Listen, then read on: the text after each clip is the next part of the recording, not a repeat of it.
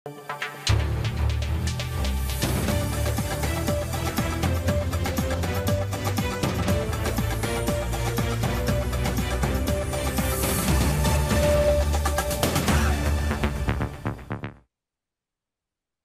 দর্শক, আমি আফজাল হোসেন স্বাগত জানাচ্ছি সম্পাদকীয়তে। উপদেষ্টা পরিষদে অনুমোদিত জুলাই সনদ বাস্তবায়ন আদেশ জারি করেছেন রাষ্ট্রপতি। রাজনৈতিক দলগুলো তাৎক্ষণিক প্রতিক্রিয়া জানিয়েছেন এ বিষয়ে। বিএনপির স্থায়ী কমিটির সদস্য সালাউদ্দিন আহমেদ জুলাই সনদ লঙ্ঘনের অভিযোগ এনেছেন প্রধান উপদেষ্টার বিরুদ্ধে। সংবিধান সংস্কার পরিষদ গঠনের সিদ্ধান্তে ক্ষুব্ধ তারা। জামায়াত ইসলামী নেতা গোলাম পরওয়ার বলেছেন, নির্বাচনের দিনই গণভোটের সিদ্ধান্ত জনগণের আকাঙ্ক্ষার প্রতিফলন নয়। এদিকে প্রধান উপদেষ্টা বলেছেন, অভ্যুত্থানের সপক্ষের দলগুলো ঐক্যবদ্ধ না থাকলে মহাবিপদ। কর্মকাণ্ড নিষিদ্ধ হওয়া, আওয়ামী লীগের ডাকা লকডাউনে সহিংসতার ঘটনা ঘটেছে। সাম্প্রতিক রাজনীতির নানা বিষয় নিয়ে আমাদের আজকের সম্পাদকীয় মহাবিপদের শঙ্কা কেন, আর এসব নিয়ে কথা বলতে আমাদের স্টুডিওতে উপস্থিত আছেন শাহেদ আলম, সাংবাদিক ও বিশ্লেষক, এবং অ্যাডভোকেট আবু হেনা রাজ্জাকি, রাজনৈতিক বিশ্লেষক। দর্শক, আপনারা এই আলোচনায় অংশ নিতে পারেন, এজন্য আপনাদের ফোন করতে হবে টেলিভিশনে দেখানো নম্বরে, এছাড়া ফেসবুকের মাধ্যমেও আপনাদের মন্তব্য পাঠাতে পারেন।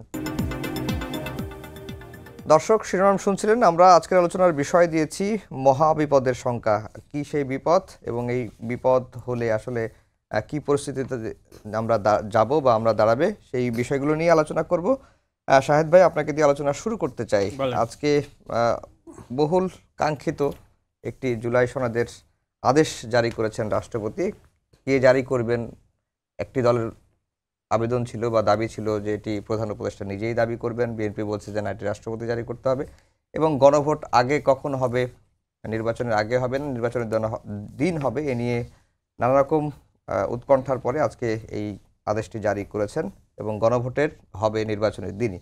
সবকিছু মিলিয়েই এই আদেশটি জারির পরে এবং প্রধান উপদেষ্টার ভাষণের পরে স্বস্তি থাকার কথা রাজনৈতিক দলগুলোর মাঝে, কিন্তু সবাই দেখি অস্বস্তিতে, সবাই অখুশি, সবাই বেজার। ভাষণের পরপরই তারা আবার জরুরি বৈঠকে বসে গেলেন। কি এমন হলো এই ভাষণে বা এই আদেশে? ধন্যবাদ আপনাকে। বিষয়টি এমন যে একেবারে সরাসরি এটার স্বস্তি প্রকাশ আমিও করতে পারছি না, অস্বস্তি প্রকাশও করতে পারছি না। তবে শুরুতে নেতিবাচক ভাবে না বলে আমি একটু ইতিবাচক ভাবেই বলি, এবং পরে নেতিবাচক বলছি। ইতিবাচকটা হলো যে অ্যাটলিস্ট ডক্টর ইউনূসের উপর কোনো দল খুশি না। সেইটা যদি হতো যে বিএনপি খুব খুশি, তাহলে হয়তো হতো যে বিএনপি জয় হয়েছে। ওদিকে জামাত খুব খুশি হলে মনে করা হতো জামাত জয়ী হয়েছে, এনসিপি খুব খুশি হলে মনে করা হতো এনসিপি খুশি হয়েছে। সুতরাং কেউ যেখানে খুশি না, সেখানে মনে হয়েছে একটা মধ্যবর্তী জায়গায় থেকে এই অন্তর্বর্তী সরকার একটা সিদ্ধান্ত দিয়েছে। কিন্তু নেতিবাচকভাবে বললে যেটা শোনায় সেটা হলো এটি আসলে ব্যাক টু দ্য প্যাভিলিয়নের গল্প, অর্থাৎ নতুন কোনো কিছুই হয়নি।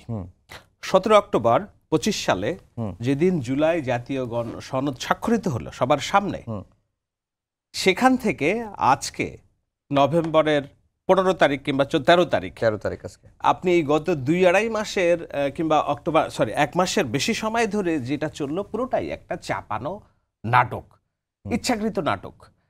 এবং এই যে উত্তেজনা, যেহেতু আমরা বাঙালি উত্তেজনা পছন্দ করি, বাংলাদেশিরা, এই উত্তেজনা, সংশয়, দোলাচল, হুমকি, সরকারের কোর্টে না বল, রাজনৈতিক দলের কোর্টে, এগুলো সবই হয়েছে এই উত্তেজনাকে ফিড করার জন্য। কিন্তু আজকে যে সিদ্ধান্ত আসলো, তাতে কি হলো, ওই 25 অক্টোবর আমরা যেখানে ছিলাম ওখানেই আছি। 25 অক্টোবরের পর থেকে এই সমস্যাটা তৈরি করা হয়েছে জুলাই সনদের আইনি ভিত্তি দেওয়ার নাম করে, যে গণভোট হবে না কি হবে, কোন প্রক্রিয়ায় হবে। আজকে তো যেটা হলো, ওই দিনই যদি এটা বলা হতো যে না ঠিক আছে এটা গণভোট হবে, জুলাই সনদ রাষ্ট্রপতি প্রধান উপদেষ্টা লক্ষ কোটি জনতার সামনে, গণমাধ্যমের সামনে, ক্যামেরার সামনে স্বাক্ষর করেছেন, মানে এটাই একটা আইনি ভিত্তি, এটাই আমার কাছে বড় ডকুমেন্ট। সেইটাকে আইনি ভিত্তি দেওয়ার নাম করে রাজনৈতিক দলগুলো যেই চাপ প্রয়োগ করলো এবং নাটক করলো, গরম করলো, আজকে প্রধান উপদেষ্টার ঘোষণার মধ্য দিয়ে আসলে এখানে কেউ জয়ী হলো না। আমার ফিরে গেলাম আবার ওই 25 অক্টোবরে। আমি আরো একটু বলি, এখানে পরাজয় বলতে আমি জামাতের পরাজয়টা ডাবল হিসেবেই দেখি, কেননা তারা শুরুতে দুটি রাজনৈতিক দাবি নিয়ে মাঠে ছিল। একটি হলো যে সংসদের উভয় কক্ষে পিআর পদ্ধতিতে নির্বাচন হতে হবে, নট পিআর।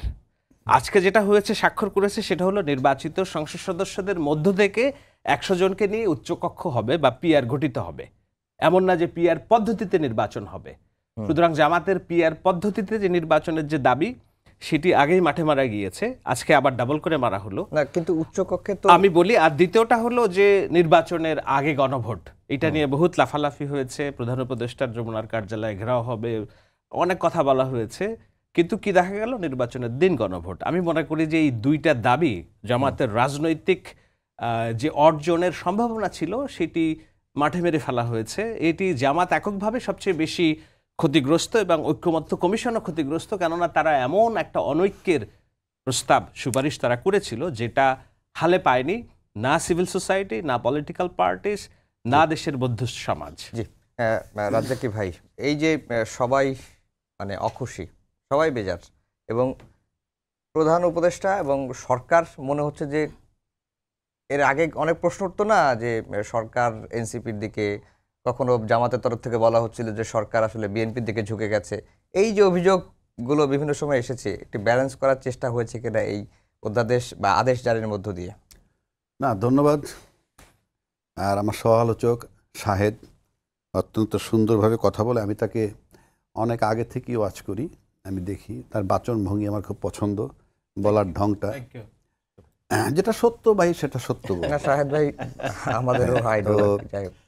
আমি তাকে ফলো করি, আমার ভালো লাগে তাকে, এবং আজকে তার সাথে কথা বলতে পারলাম। সবচেয়ে বড় কথা, একসাথে পরিচিত হইলাম, এটা একটা ভালো ব্যাপার। আর আমার কাছে একটা বিষয় মনে হয় কি জানেন, যে সরকার তার মাথার ভিতরে যে কি আছে, মানে আমি সরকার বলতে গত এই 16-17 মাসে যেটা দেখলাম, সরকার বলতে ডিসিশন দেওয়ার মালিক তো হয়ে গেছেন ইউনূস সাহেব, এতে কোনো সন্দেহ নাই। সুতরাং মনে হয় যে উনি ওনার মাথার ভিতরে যা আছে তা নিয়েই উনি খেলেন। এটা খেলেন বলতে না, আমি খেলেন বললে হয়তো একটু হালকা হয়, উনি ওইভাবে চিন্তা করে উনি কাজটা করেন, সিদ্ধান্তটা বোধহয় ফাইনালি উনিই নেন, এরকম মনে হয়। আজকে যেটা করলেন উনি, এই গণভোট এবং সংসদ নির্বাচন একসাথে। কিন্তু আপনারা তো বলতেন যে ডক্টর মোহাম্মদ ইউনূস রাজনীতি বোঝেন না। আমার মনে হয় না আমি কখনো বলছি। আমি বলছি যে রাজনীতিবিদরা তাকে রাজনীতিবিদ বানাচ্ছে। আচ্ছা, আপনি শুনেন, আপনি দেখবেন সাঁতার জানেন না, পানিতে ফালাই দিলে কিন্তু আপনার সার্ভাইভ করে যায় অনেক সময়, বিকজ আপনাকে ন্যাচারালি বলা হয় যে, তো ইউনূস সাহেবকে আমরা বানাইছি, কারণ from day one he was non cooperated by politician, মুখে যাই বলুক, কারণ আমরা তো মাঠে হাইটে দেখি, বাট সে সার্ভাইভ করছে। আজকে 15 মাস 16 মাস এটা কিন্তু খুব টাফ। তারপরে অনেকগুলো সিদ্ধান্ত উনি নিছেন, এগুলো এখন বলার প্রয়োজন নাই।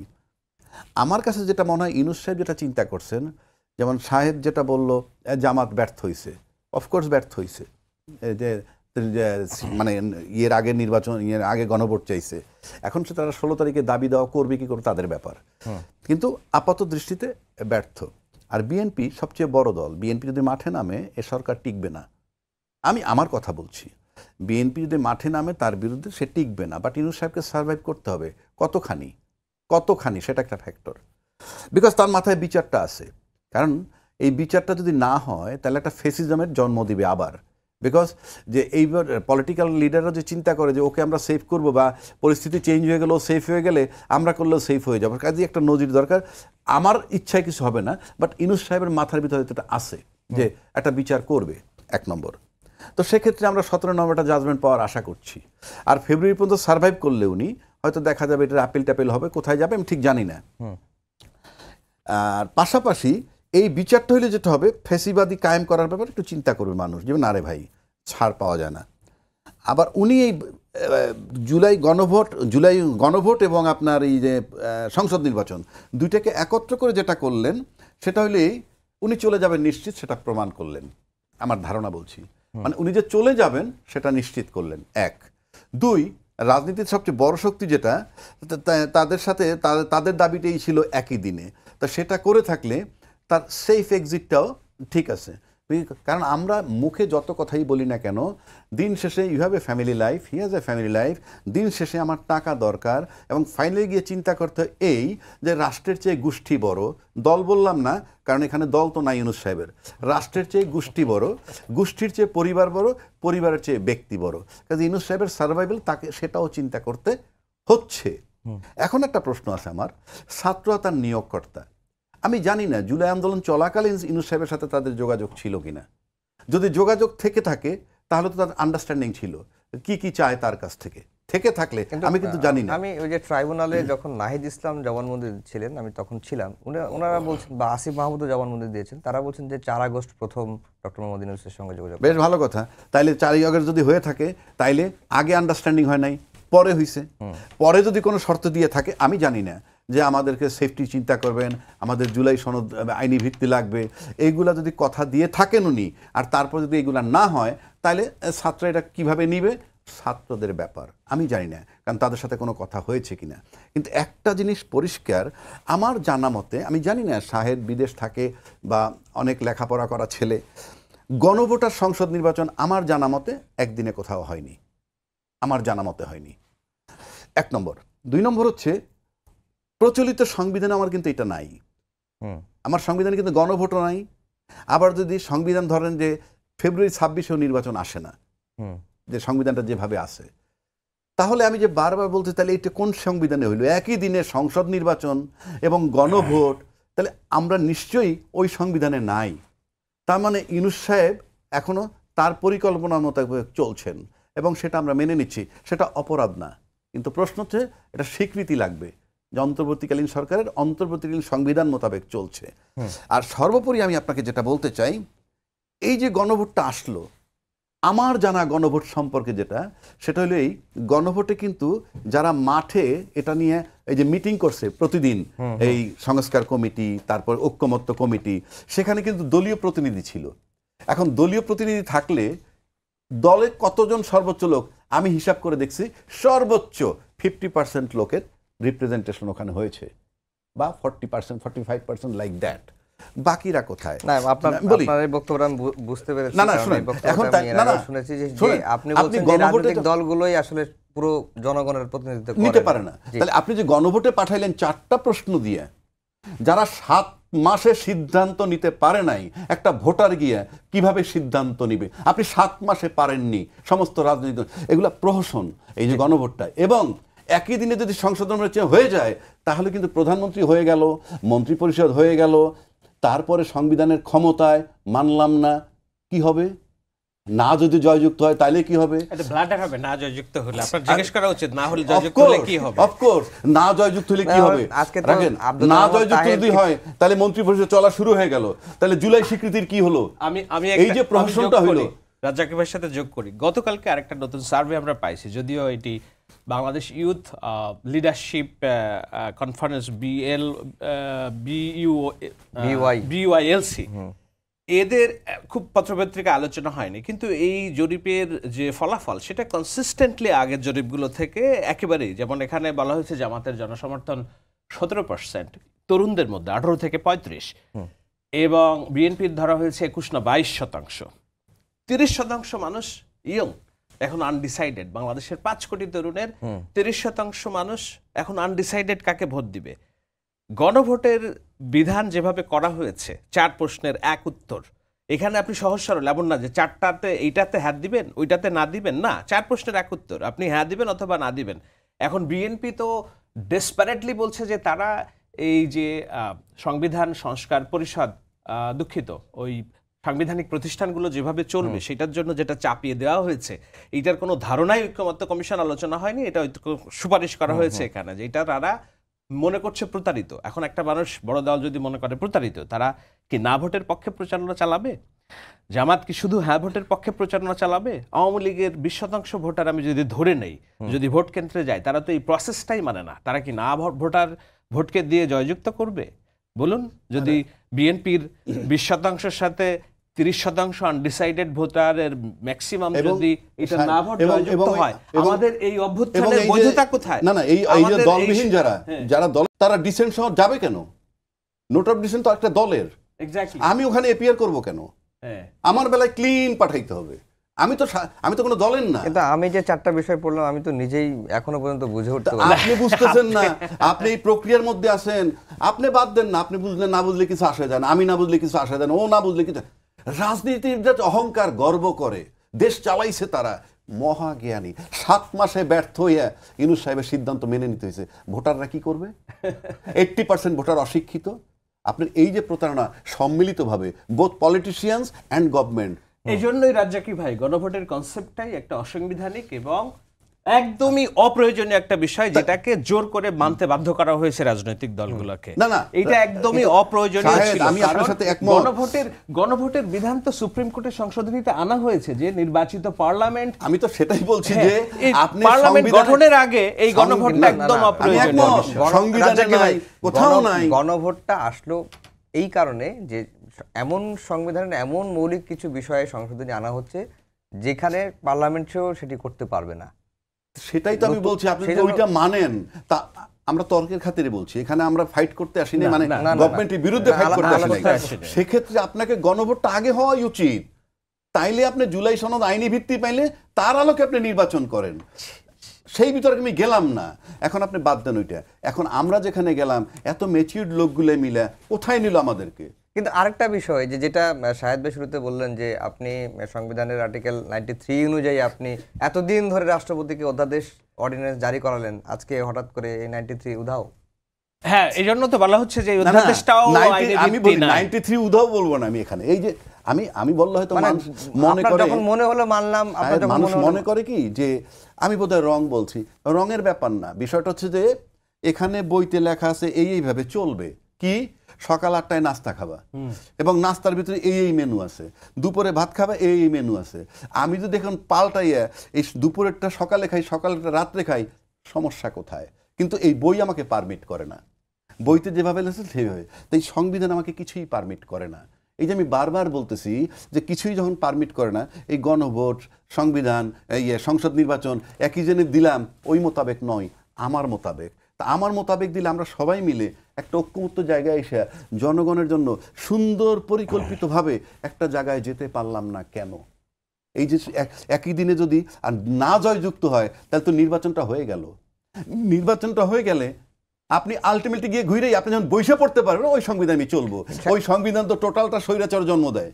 না, এটা আবার আমি ডিসএগ্রি করি রাজ্জাকি ভাইয়ের সাথে। সংবিধান কখনো স্বৈরাচারের জন্ম দেয় না, না, আমাদের যে 70 আছে যেভাবে আছে, আমি বলছি ওই অনুচ্ছেদগুলো যেগুলো আমরা কারেকশন করার না, চিন্তা করছি। সেইখানে তো আপনাকে দলগুলোর কমিটমেন্টটা বড় বিষয়। এখন না জয়যুক্ত হলে কি হবে? হ্যাঁ, সেই তো। আমরা এই আগের সংবিধানেই ফিরে যাব আবার, এবং এই যে 17 মাস ধরে 14-15 মাস ধরে যে আলোচনা এটা সেটা, এগুলোর কোনো আইনি ভিত্তি থাকবে না। সেটাই তো। কিন্তু তখন দেখতে হবে রাজনৈতিক দল হিসেবে যারা রাষ্ট্র পরিচালনা করবে তাদের উপর সবচেয়ে বড় দায়িত্বটা পালন করবে।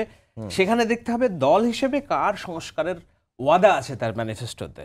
আমরা কি জামাতে ইসলামীকে গত 17 মাসে সংস্কার আমরা এইটা করব এই ধরনের কোনো ম্যানিফেস্টো প্রচার করতে দেখেছি? জামাত ইসলামের লিখিত কোনো সংস্কার ওয়াদা আছে কিনা? না, তারা যদি না থাকে, তারা মুখে বলেন। হ্যাঁ, যদি না থাকে তাহলে তাদের সংস্কারের করার কোনো, যদি তারা জয়ী হয়, কোনো বাধ্যবাধকতা নাই। কিন্তু বিএনপির তো আমরা দেখেছি 31 দফার একটা লিখিত চার্ট আছে, এবং যদি এই ইউনুসের বেঁধে দেওয়া সংস্কার বাস্তবায়নের জন্য গণভোটে না জয়যুক্ত হয়, তখন তাদের নিজস্ব যে সংস্কার ওয়াদা আছে 31 দফার মধ্যে, সেটাকে গুড ফেইথ আমাদের মেনে নিতে হবে যে তারা এটা বাস্তবায়ন করবে। কিন্তু তারা যদি বাস্তবায়ন না করে, আমরা তাকে লিগালি কোনো কিছু আটকাইতে পারবো না যদি না জয়যুক্ত হয়। কথা তো সেখানেই, এবং যে কথাটা আপনি বললেন আমি দ্বিমত করছি না, কিন্তু এটা তো প্রস্তাবনা তাদের 2 বছর আগের, আমরা শুনতেছি যেটা যে 2 বছর ধরে। আমি তর্কের খাতিরে বলছি, আজকে যদি তারা আপনাদের নিজেদের খাতায় ওটা ইনক্লুড করে ফেলতেন, কথার কথা, আপনার নিজের তো একটা গঠনতন্ত্র আছে, আপনি ফেটটা ক্রিয়েট করার জন্য আমি বলছি। আর জামাত তো আউট অফ কাউন্ট, জামাত কিছুই পাবে না। এখনো নির্বাচন হলে আমার মনে হয় না 10টা সিট পাবে। আমি সেই তর্কে যাচ্ছি। আমি দ্বিমত করি। ঠিক আছে, 10টা না 20টা না 30টা 50টাই পাক, আলটিমেটলি বিএনপি ক্ষমতায় যাবে। তো প্রশ্ন হচ্ছে যে আমি যে ফেটটা নিব, সেই ফেটটার জন্য অতীত ইতিহাসে যেতে হয়। এই যে জামাতকে নিয়ে আমরা দুর্গন্ধ পাই, সেই জামাতকে সব দল যারা ক্ষমতায় ছিল তারা ব্যবহার করে ক্ষমতাটাকে এনজয় করেছে।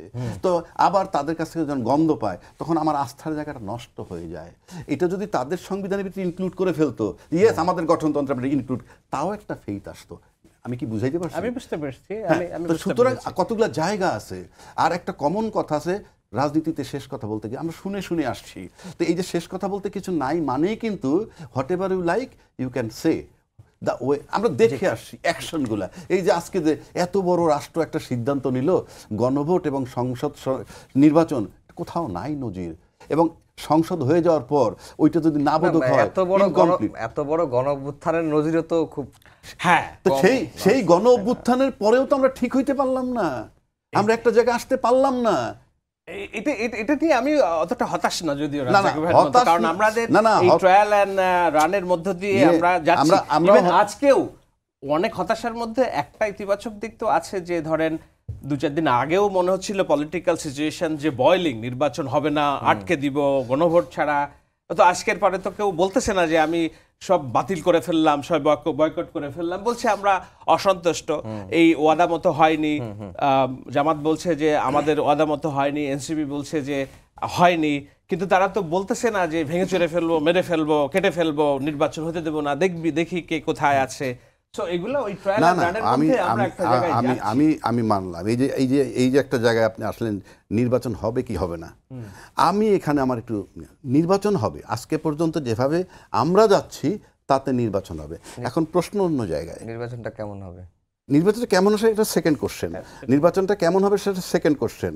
নির্বাচন কেমন হবে সেটা যদি আগে বলি, তাহলে আমার একই কথা বলতে হয়, আমার প্রশাসন যে এখনো আনস্টেবল, 1, 2 একটা কথা আসছে লেভেল প্লেইং ফিল্ড নাই, কিন্তু অন্যান্য লেভেল প্লেইং ফিল্ড নাই শাহেদ ক্লেম করতেছে। ফর এক্সাম্পল, আমি কিন্তু বলতেছি না, আমি তো একটা রাজনৈতিক দল, যে ন শাহেদ ইউ আর রং, এই যুক্তি দিয়ে আপনি বুঝাই দেবে যে লেভেল প্লেইং ফিল্ড আছে। সেটাও কিন্তু রাজনৈতিক দলের দায়িত্ব, কারণ আপনি যদি কালকে লেভেল প্লেইং ফিল্ডের নামে আন্দোলন করেন, আমাকে তো বুঝাইতে হবে যে লেভেল প্লেইং ফিল্ড আছে, তোমার আন্দোলন যৌক্তিক নয়। এখন আসেন লেভেল প্লেইং ফিল্ডের সাথে প্রশাসনের একটা সম্পর্ক। লেভেল প্লেইং ফিল্ড ঠিক রাখার জন্য শুধুই প্রশাসন ইন জেনারেল, এই ডিসিএসপি যাই বলেন। আমি যখন জানি 10 দিন আগে একজন ডিআইজি পালায়ে যায়, 1 মাস আগে একজন জেনারেল পালায়ে যায়, তখন বুঝতে হবে যে প্রশাসনের মধ্যে অবস্থাটা কি, তারা যে এখনো আনস্টেবল সেটা ক্লিয়ার। এটা বলে নিলাম। এখন আসলে নির্বাচন হবে কি হবে না, প্রশ্ন হচ্ছে যে আমরা কিন্তু দীর্ঘ 53 বছর পর একটা জায়গায় এসে দাঁড়াইছি, এই যে শেখ হাসিনার বিরুদ্ধে বা আওয়ামী শক্তির মতো বিরুদ্ধে আর একটা শক্তি যে দাঁড়াইছে, সেই শক্তিটা কিন্তু এই মুহূর্তে ছাত্রদের নিয়োগ দেয় ইউনূস। এর আগে আমরা এরকম শক্তি দেখি নাই। এখন প্রশ্ন হচ্ছে, শেখ হাসিনা পতিত সরকার, আজকেও তারা লকডাউন দিছে, what ever the result is, লকডাউনে কিন্তু গাড়ি ঘোড়া কম নামছে, মানুষ ঘর থেকে কম বেরোইছে। তার মানে হচ্ছেই লকডাউন হাসিনার কথায়, হাসিনার পিছনে একটা পতিত শক্তি, একটা বড় শক্তি আছে, আমরা জানি, প্রশ্ন করার কোনো অর্থ নাই। বাট সেই জায়গাটা থেকে আমার প্রশ্ন যে ইউনূস সাহেব এরকম একটা টার্মোয়েল সিচুয়েশনে ওই শক্তির জন্য, পতিত শক্তির জন্য আরও 3 মাস পর্যন্ত যদি ওয়েট করে, ফেব্রুয়ারি পর্যন্ত, মধ্য ফেব্রুয়ারি মানে ধরে নিলাম পুরা ফেব্রুয়ারি, ওই ফেব্রুয়ারি পর্যন্ত ওই শক্তির কাছে ইউনূস সাহেব গ্রহণযোগ্য কিনা। যদি গ্রহণযোগ্য হন তাহলে নির্বাচন হওয়ার সম্ভাবনা আছে, আর সেই শক্তির কাছে যদি ইউনূস সাহেবের এই পিরিয়ডটা গ্রহণযোগ্য না হয়, তাহলে দেয়ার ইজ এ রিস্ক। আপনার কাছে কি মনে হয়? আমার কাছে মনে হয় যে একটা বিষয় তো স্পষ্ট, যে নির্বাচনকে ডক্টর ইউনূস যেভাবে বলছেন যে ইতিহাসের সবচেয়ে সুষ্ঠু এবং শান্তিপূর্ণ নির্বাচন, সেইটা হওয়ার সম্ভাবনা নেই। বরঞ্চ আমি দেখি নির্বাচনে প্রচুর অনিয়ম এবং ব্লাডশেড দেখি আমি। এবং সহজ কথায়, কারণ প্রশাসনের এটা শুনতে খারাপ শোনায়, যেমন আমি 5 আগস্টের আগে কল্পনা করেছি যে প্রচুর ব্লাডশেড হবে। 200 মানুষ যখন মারা গেছে, আমি বলছি দিস ইজ নট এনাফ, আপনাকে ট্রিপল নাম্বার আপনাকে এক্সপেক্ট করতে হবে এবং প্রস্তুতি নিতে হবে ওইভাবে। তো আমি দেখি নির্বাচনে ব্যাপক অনিয়ম এবং ব্লাডশেডের গন্ধ পাই আমি। সেইগুলার অ্যাড্রেস করার জন্য ডক্টর ইউনূসের এখনো পর্যন্ত আমরা দেখছি আনডিসাইডেড একটা বিষয়। যেমন হলো এখানে আমি বলছি না যে আওয়ামী লীগকে, পতিত আওয়ামী লীগকে নির্বাচনে আসার সুযোগ করে দিতে হবে, কিন্তু আমরা এখনো দেখছি জাতীয় পার্টি নির্বাচন করবে কি করবে না এই সিদ্ধান্ত সরকার দিতে পারে নাই। এমনকি এই ঐক্যমত্য কমিশনের আলোচনায় জাতীয় পার্টির রোল কি হবে, তারা এই ঐক্যমত্য কমিশনের আলোচনায় থাকবে কি না থাকবে, গভর্নমেন্ট সিদ্ধান্ত নিতে পারে না। আমার মনে আছে গত বছর নভেম্বরে যখন আমি এই দেশে আসি, আমি তখন প্রধান উপদেষ্টার কাছের মানুষদের জনে জনে যে বলেছি যে জাতীয় পার্টিকে আপনারা প্রক্রিয়ার মধ্যে রাখেন, এই কারণে রাখেন, আপনি ফ্যাসিবাদ এবং ফ্যাসিবাদের দোসর হিসেবে বৃহৎ রাজনৈতিক অ্যালায়েন্সকে আপনি শত্রু বানাতে পারবেন না। আপনি শত্রুর সংখ্যা যত আপনার কম হবে, আপনার উইনিং ক্যাপাসিটি তত বেশি হবে। আপনি যদি শত্রুর সংখ্যা বড় করে ফেলেন, আপনার লুজিং ক্যাপাসিটি সম্ভাবনা বেশি। সুতরাং আওয়ামী লীগকে কোণঠাসা করার জন্য শুধুমাত্র আওয়ামী লীগের যাদের হাতে রক্তের দাগ, কেবল তারা ছাড়া বাকি সবাইকে আপনার আস্থায় নিয়ে আসতে হবে। সেই ক্যাটাগরিতে জাতীয় পার্টিকে আপনারা যে ঐক্যমত্য কমিশনে ডাকেননি, এটা অন্যায় হয়েছে। আমাকে উত্তর দেওয়া হয়েছিল কি জানেন, যে মাত্র তো 5 আগস্ট হইল, এখনো মানুষের সেন্সিটিভিটি যায় নাই, কিন্তু আলটিমেটলি জাতীয় পার্টি আসবে এই আলোচনায় কিংবা এই প্রসেসে থাকবে। আমরা কি কেমনে? দেখলাম ও আমরা আচ্ছা, কি আচ্ছা। দেখলাম গত এক বছরেও তাদেরকে আমি I am not advocating for জাতীয় পার্টিস পলিটিক্স, বাট আমি অ্যাডভোকেটিং ফর বাংলাদেশ। বাংলাদেশ রাষ্ট্রের স্থিতিশীলতা, 18 কোটি 20 কোটি মানুষের দেশ। 3% জামাত ইসলামের কর্মী সমর্থকদেরকে আস্থায় নিতে পারেনি শেখ হাসিনা, এই জন্য তার 17 বছরে জ্বালা ও পোড়া অস্থিতিশীলতার মধ্যে দিয়ে গিয়েছে।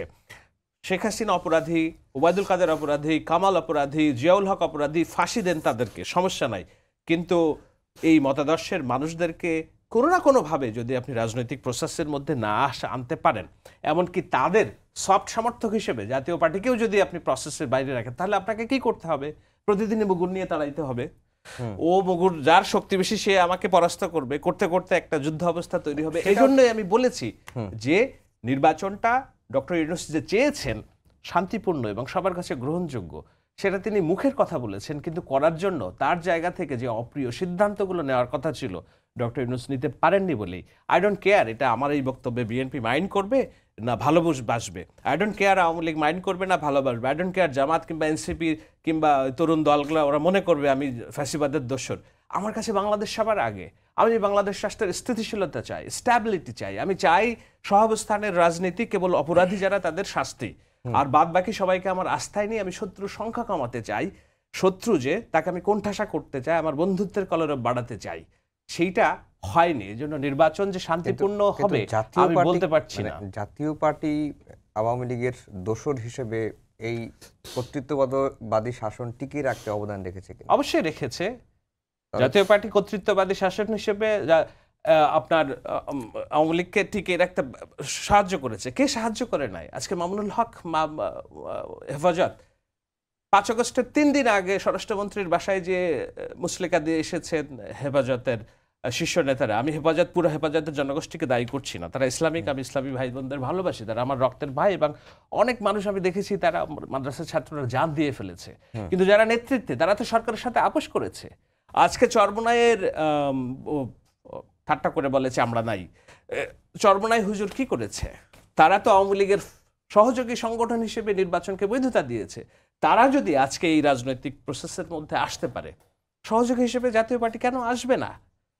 আমার তো টার্গেট হচ্ছে, আমি যখন রাষ্ট্র পরিচালনা করি, ম্যান্ডেট যখন আমি পাই, আমার টার্গেট হচ্ছে এই রাষ্ট্র সবার, এক্সক্লুড করে রাষ্ট্র পরিচালনা করার নীতি তো ফ্যাসিবাদী শাসন ব্যবস্থা তৈরি করে। জি রাজ্জাকি ভাই, যে এই প্রশ্নটা নিয়ে একটু আলোচনা করি, যে জাতীয় পার্টিকে ঐক্যমত্য কমিশনের কোনো প্রক্রিয়ায় না রাখাটা শাহেদ ভাইয়ের ভাষায় এটি অনৈতিক হয়েছে বলে। আমি অনৈতিক বলি না, আমি বলছি না, যে রাষ্ট্রকে আমি- স্থিতিশীল করা, সুষ্ঠু নির্বাচনের অন্তরায় হিসেবে এটি একটি বড় ক্যাটালিস্ট হিসেবে আমি দেখি আর কি। আমাদের শাহেদ হয়তো তার দৃষ্টিকোণ থেকে বলছে, সেটা তার লজিকটা তার মতো ঠিকই আছে, কিন্তু আমার যেটা বক্তব্য এখানে একটা বিষয়তে এডমিট করা যে আওয়ামী লীগকে টিকিয়ে রেখেছে যার একটা স্বীকৃতি দরকার অপোজিশন হিসেবে, সেটা জামাত ছিল, জামাত না কি বলে জাতীয় পার্টি ছিল। হ্যাঁ, তো এই যে আপনি স্বীকৃতিটা দিছেন, এবং এই স্বীকৃতির কারণে দেখেন তারে আপনি ডেকে আনেন ঐক্যমত কমিশনে বা না আনেন, সংস্কার কমিটিতে আনেন বা না আনেন, তাদের মোরাল কারেজটা কিন্তু নাই। তারা কি আন্দোলন করতে পারছে কোথাও যে আমাদেরকে কেন ঐক্যমত্য কমিশনে নেওয়া হবে না, আমাদেরকে কেন সংস্কার কমিটিতে নেওয়া হবে না? তার মানে যার মোরাল কারেজ নাই, সে গিলটি ফিলিংস তার আছে। এখানে আপনি কতগুলো ব্যাপার আসে, আপনি দেখবেন যে অনেক বড় দলেরও কিন্তু মোরাল কারেজ অনেক জায়গায় নাই। মোরাল কারেজ না থাকলে আপনি আগাইতে পারবেন না। যেমন আমি ওই শাহেদ যদি আমার প্রতি কোনো কারণে দুর্বল থাকে, সে কিন্তু আমার কাছে সামনে বসে আমার বিরুদ্ধে একটা কথা বলা তার কঠিন হবে, বাট ইট ইজ এডমিটেড যে সে দোষর ছিল। এখন সেক্ষেত্রে আমাদের ভুলটা কোথায় হয়েছে? ভুলটা কোথায় হয়েছে? আমরা ফ্রম ডে ওয়ান যদি আমি চিন্তা করি, ইউনূস সরকার তো চলে যাবে না, এই আজকে ক্লিয়ার হয়ে গেল সে চলে যাবে, এবং আমি বোধহয় 6, 7, 8 মাস ধরে বলতে উনি চলে যাবেনই, কোনো সন্দেহ নাই। কিন্তু যে পরিমাণ কোঅপারেশন তার পাওয়া উচিত ছিল, সে কিন্তু একটা কথা বলছে কি, বিচার প্রক্রিয়া পর্যন্ত আওয়ামী লীগের কার্যক্রম নিষিদ্ধ থাকবে, বলছে না? বিচার প্রক্রিয়া পর্যন্ত, তার মানে ফার্স্ট জাজমেন্ট হইলেই একটা জায়গায় আমরা যেতে পারি। কিন্তু সেই জায়গাটা কিন্তু কোঅপারেট প্রপারলি হয় নাই, ইউনূস সাহেবকে কোঅপারেট করা হয় নাই। মোর দ্যান 300 আন্দোলন আসছে, আর বাংলাদেশে যত আন্দোলন আসে, দাবি দেওয়া নিয়ে যে আন্দোলনগুলো আসে, আমি নিশ্চিত করে বলে দিচ্ছি তারা রাজনৈতিক দলের সাথে সম্পৃক্ত। নির্দলীয় ব্যক্তি ওয়াসায় চাকরি করে এরকম 5 জন লোক ব্যানার নিয়ে মাঠে আসে না, আসে অমুক দলের ব্যানারে তমুক দলের ফলোয়ার্স, অমুক আদর্শের তমুক আদর্শ, তারা আসে। আমরা কিন্তু দেখিনি এই 300 আন্দোলনের ব্যাপারে ইউনূস সাহেব কি ফেস করতে হয়েছে। কখনো পুলিশ পিটাইছে, কখনো পুলিশ পিটায় নাই, সেটা নিয়েও কথা হয়েছে, ওকে পিটাইলো কেন, একে পিটাচ্ছে না কেন। কিন্তু সেখানে কিন্তু কোনো মিডিয়া গিয়ে প্রশ্ন করে নাই পুলিশের কমিশনারকে যে আপনি যে ওদেরকে পিটাইছিলেন গতকাল, আপনার ডাইরেকশনটা কে দিছিল। আমার কাছে ক্লিয়ার কথা। তাইলে বলবে হয় তাকে বলতে হবে স্বরাষ্ট্রমন্ত্রী বলছে, আপনাকে বলতে হবে আমরা স্টেপ নিছি। যদি আপনি স্টেপ নিয়ে থাকেন তাহলে পরের দিন নিলেন না কেন? আর স্বরাষ্ট্রমন্ত্রী যদি বইলে থাকে তাহলে ওই দিন বললেন এই দিন বললেন না কেন? এই প্রশ্নের উত্তর কিন্তু আসে নাই। শুধু কথা হয়েছে ওরে গ্রেনেড মারে, ওরে পানি দেয় গরম পানি, এরে কিছু বলে না। রাজনৈতিক দলগুলোর ফার্ম ডিটারমিনেশন থাকতো যে কোনো আপোষ নাই, কারণ অহংকারের সাথে গর্বের সাথে দায়িত্ব নিয়ে বলে আমরা আন্দোলনে একসাথে ছিলাম।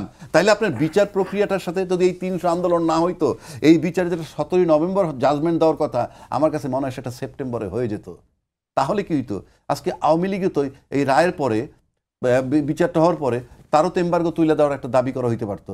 হ্যাঁ, বিচার হয়ে গেছে, সুতরাং তাকে কাজ করতে, গিলটি যারা তারা পানিশমেন্ট পায়। কথার কথা বলছি। এবং আমি এটাও মনে করি যে তারাও যেই আওয়ামী লীগের যেই স্পেসটা পাওয়ার কথা নৈতিকভাবে তারা মনে করে, এবং আমরাও মনে করি যে একটা পলিটিক্যাল স্পেস না থাকলে গণতন্ত্র থাকে না, সেইটার অন্তরায় তারা নিজেরাই সৃষ্টি করছে। আজকে যেই লকডাউন দিতে পারে, কিন্তু যেভাবে নেতা নেত্রীরা বলছে আগুন দেওয়ার জন্য, হ্যাঁ, এই যে ভাষাগুলো নির্দেশনা দিচ্ছে, এই যে ধরা পড়ছে যারা 500 টাকার বিনিময়ে 1000 টাকার বিনিময়ে, এটা তো একদম প্রথমত হচ্ছে তাদের উপরে মরা আছে, এরপরে খাড়ার ঘা। মরা হচ্ছে তারা 2000 ছাত্র জনতার হত্যার দায়ে অপরাধী, গণধিকৃত দল, এবং তাদের কার্যক্রম নিষিদ্ধ আছে। খাড়ার ঘা হচ্ছে এই যে আপনি সন্ত্রাস করছেন, সহযোগিতা না করে যদি অ্যাড্রেসে নিতেন এবং রিয়েলাইজেশনস করতেন, তাহলে হয়তো বা সিম্পেথির একটা জায়গা থাকতো। এখন তো ইজিলি সন্ত্রাস বিরোধী আইনে তাদের কার্যক্রম নিষিদ্ধ করার একটা প্রেক্ষাপট তারা তৈরি করছে। বলে কি তালিকা করো, দেখে নিব, লিস্ট করো, কিভাবে এদেরকে, এটা তো রাজনীতি না। জি, ছোট একটা বিষয় একটু আলোচনা করতে চাই, সাথে 3 মিনিট সময় আছে। আজকে যুগান্তর একটি খবর ছিল শাহেদ ভাই, 63টি আসন ফাঁকা থাকলে সর্বোচ্চ 40টি আসন শরিক দল ও মিত্র জোটকে ছেড়ে দিতে পারি। এটা বিএনপির বিষয়ে বলছি। তবে এনসিপি এবং বাংলাদেশ খেলাফত মজলিস সমঝোতায় না হলে, তারা সমঝোতায় না এলে 23টি আসনে নেমে আসবে, মানে জোটের শরিকদের 23টি আসন দেবে। শেষ পর্যন্ত কি আসলে এনসিপি বিএনপির দিকে যাবে কিনা, কি মনে হয় আপনার? দেখুন, এনসিপি যেন এই আসন ভাগাভাগির খেলায় বিএনপিকে ভালো মতো খুবলে ধরতে পারে, সেজন্য এই যে সংস্কার, গণভোট, পিআর, এটা নিয়ে গত 15-20 দিনের একটা জটলা চলেছে। সেইটা আজকের মধ্যে দিয়ে যদি শেষ হয়, তাহলে আমরা ধরে নিব যে বার্গেনিং পাওয়ারটা কমে যাবে এনসিপির, সেটা বিএনপির কাছে। জামায়াত ইসলামীও এই সময়টা তারা পেয়েছে।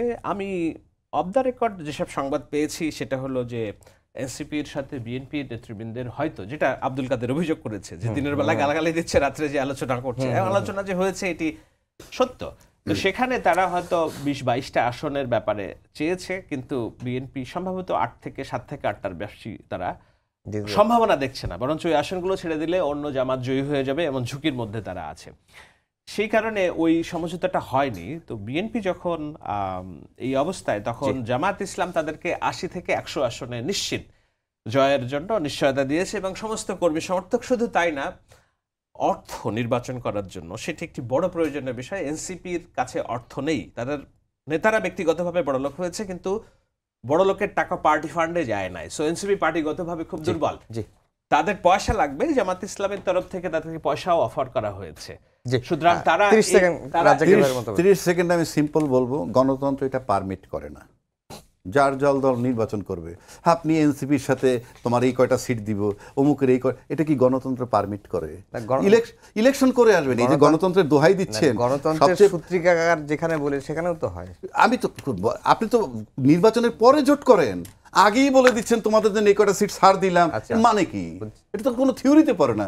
সবাই নির্বাচন করে আসো, তারপর আমরা দেখব জোট করা লাগে কি লাগে না। এই থিওরিতেই তো আমি নাই।